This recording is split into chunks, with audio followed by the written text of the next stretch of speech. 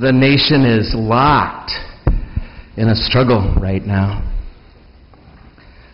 Much of our country's attention these past months actually have been kidnapped by what's been going on in D.C. these days. These are delicate times, to say the least, and the fallout from these economic debates and what to do now about taxes and about budget cuts could be global, they tell us. It is an intense time. I think we've all been affected by it. It's the topic of many conversations in many places. People saying to me at dinner, "Well, Father, what do you think they should do?"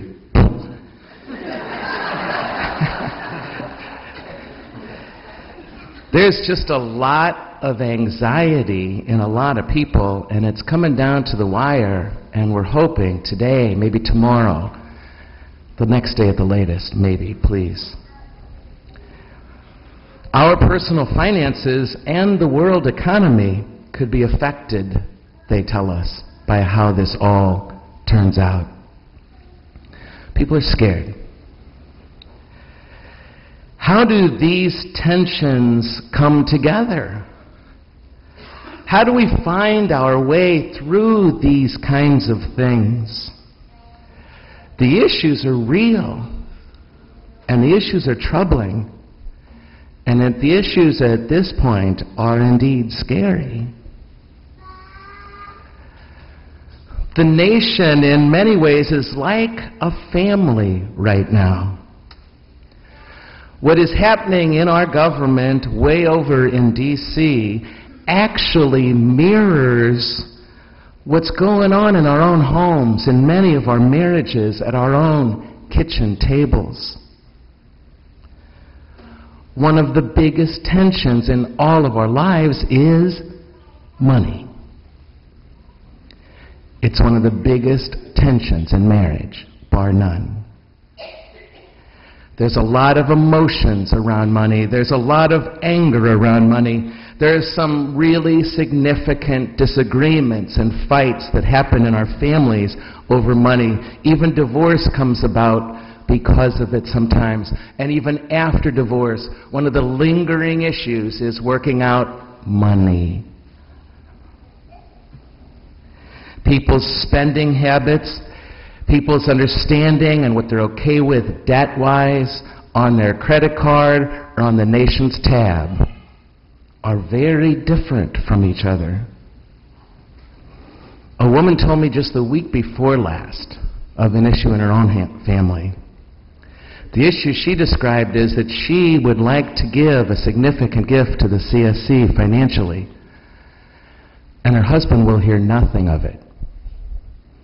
They disagree on where that should go.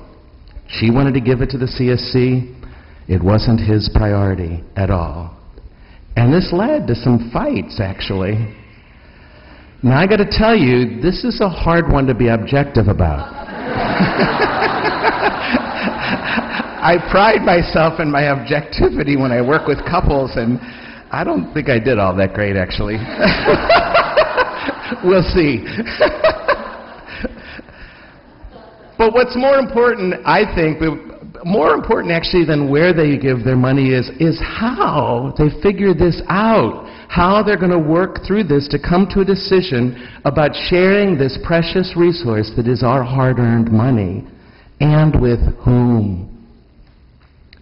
And that's where the tire hits the road in this gospel this morning, and the first reading as well. As a nation, in our own homes, we got to figure this out. We got to figure it out. We got to find a way forward together. Part of our frustration sometimes is how impotent we feel in influencing this other person, this other group of human beings, call it political party, whatever it is, to see it our way. And our own impotency way back here in St. Louis to fix the issue way over there in D.C. It's way too much. I can't fix this. I can't fix it at my own kitchen table, much less out there. And the truth we always remember at times like this, and this is true in any fight, in any friendship, in any family, is that we can't make anybody do anything. God made us free. God made that other human being free, and we got to contend with that as surely as God does their freedom, and we got to respect it. That's all you can do with human freedom, is respect people's use of it. God can't make us change, neither can we make anybody else change, really. And that's a feeling of powerlessness. It can create this feeling of anxiety inside of us. And this powerlessness is really hard to embrace, but we have to. That's a given, we human beings. We have to be okay with this, that people legitimately will disagree with us. They're free, so are we, to disagree with them. And we have to do this with hope. There's always a way forward. We can trust this. And in dialogue, if we stay in dialogue, we will find it. But we got to do our own work. And we can't make anybody else do theirs. This crisis, like most crises in our lives, be they personal or national, can become tremendous opportunities if we let them teach us about ourselves. And so I'd like to propose to you today, in all your friendships and all your marriages, and maybe even propose it from here all the way to D.C., is three real simple rules of engagement that apply to any tension anywhere, in our homes again or in our nation. Three ways to come at this, which, while not easy, can allow us to move forward as we are called to do. Three rules for engagement based in the texts, our sacred text proclaimed today. The first is, fight fair. We fight fair. We have to fight fair. We have to at least give the other side the benefit of the doubt that their intentions are good, and albeit true that sometimes they won't be. That's not for me to decide. It's not for you to decide about your spouse or your friend or anybody. We have to give people the benefit of the doubt. That's just the truth. Else nothing will begin to happen at the kitchen table or in the halls of Congress. We have gotten so suspicious that the other is always out to get us, to take something from us. And such suspicion will paralyze any sort of human progress.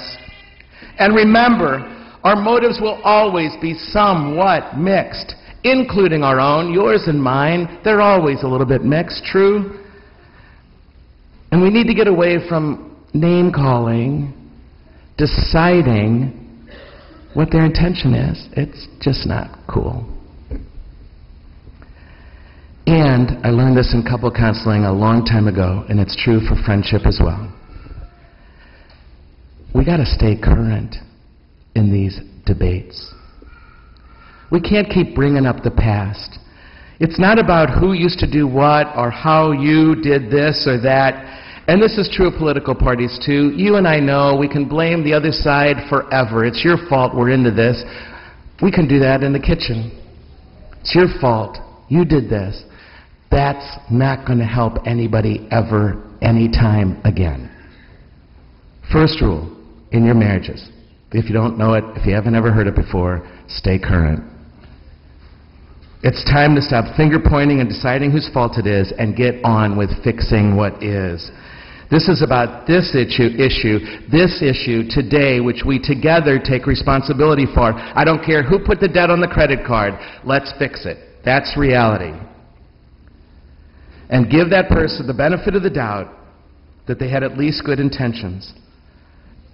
The first thing we have to do is fight fair. Do you fight fair? Second, we've got to come at these issues with some humility of heart. Unless I come to the table in any conversation, in any debate, aware that I don't know everything and my perspective is not big enough, this will never work. Your marriage, this friendship, or this world. None of us, all by ourselves, knows everything, and we got to say that out loud, even to each other. I'm not always right. I hate saying that.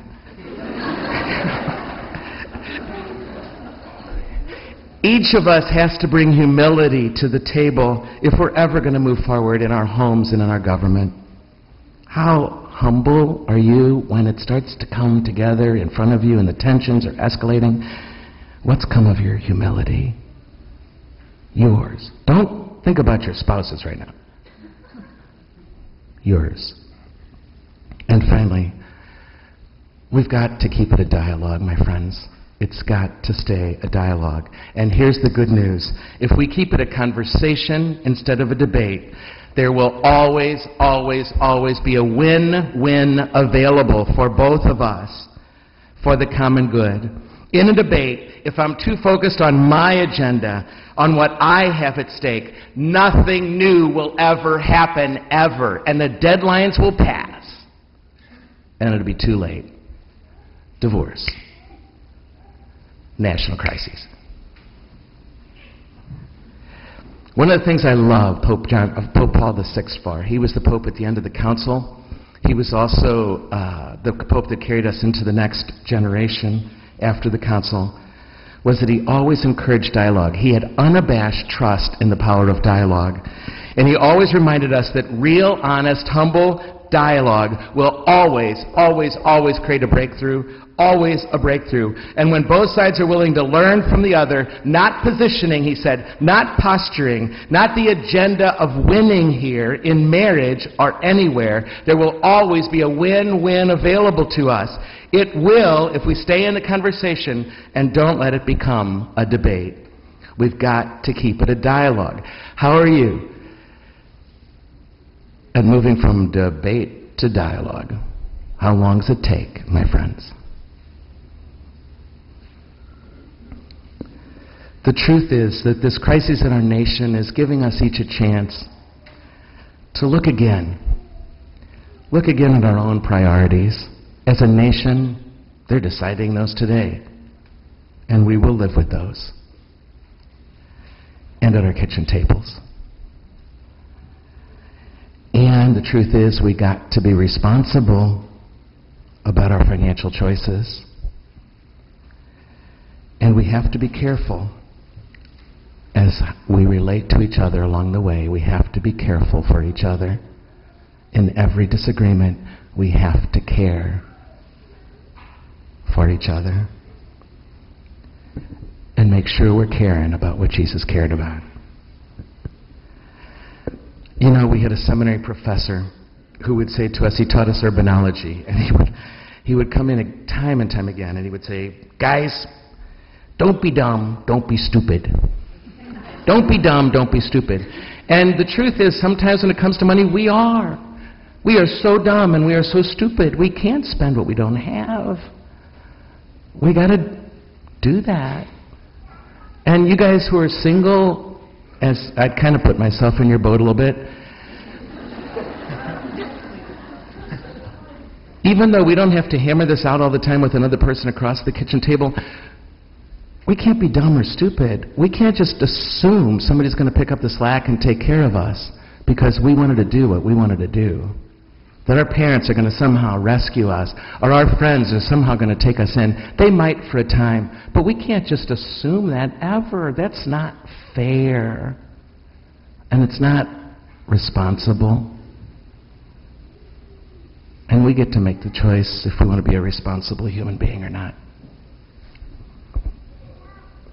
Don't be dumb, don't be stupid, he used to say. And I still hear it. And I would add to that in the light of this gospel. And don't be selfish either. Today's scripture talks about a generous God, the generosity of God. Come to the water, he says to the world. Come, eat and drink. I have plenty for all my children, God says in the first reading. And in the gospel, Jesus sees the hungry crowds, thousands of them. And he does what every good leader does. He goes, guys, we have a problem.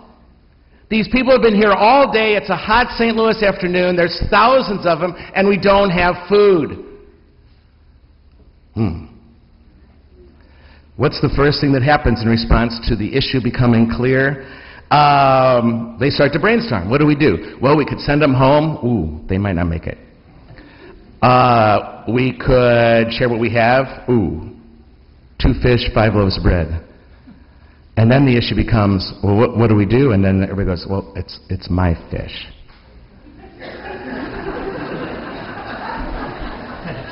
My bread.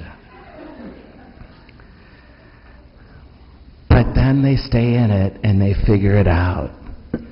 And they trust the wisdom and the generosity at the heart of God. And they each call themselves to share for the good of all. There are many ways to do that. There are a lot of legitimate disagreements between political parties about how to care for those who cannot care for themselves. But what I think we all agree to, and this we have to trust, we just have to care. We have to care for each other. We have to. Even the ones we disagree with on how to do this best. We gotta get this right. And the challenge of Jesus is to trust that there's enough to go around. And we can figure this out. We really, really can. Can you hear that in your marriage when you start to get discouraged? You'll figure it out. Just hang in there. Fight fair. Be humble. What's going on in the halls of Congress is indeed a huge challenge. And so with what goes on in all of our relationship. But that's life, you guys. It's not going to change. It just gets really hard sometimes. And we're faced with it right now. But we got to fight fair.